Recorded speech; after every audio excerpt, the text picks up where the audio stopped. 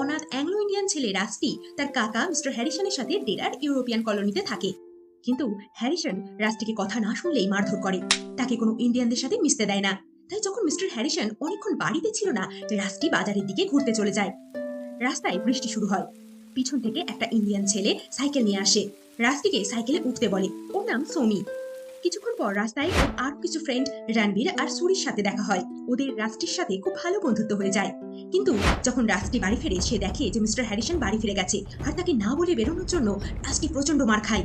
এরকমই বেশ কয়েকবার রাস্টি হ্যারিসনের থেকে লুকিয়ে মার্কেট যায় আর বন্ধুদের সাথে খেলে, কিন্তু হ্যারিসন তাকে ধরে ফেলে আর তাকে মারধর করে। সেদিন হোলি ছিল, সে বন্ধুদের সাথে হোলি খেলে যখন বাড়ি আসে, হ্যারিসন তাকে এমন মারে যে তার রক্ত বেরিয়ে যায়। রাস্টির ধৈর্যের বাঁধন ছাড়ে, আর সেও হ্যারিসনকে পাল্টা আঘাত করে বাড়ি ছেড়ে বেরিয়ে পড়ে। কিন্তু কি হলো তারপর ওই 16 বছরের রাস্টির সাথে, জানতে হলে শুনতে থাকুন টেলশিপ।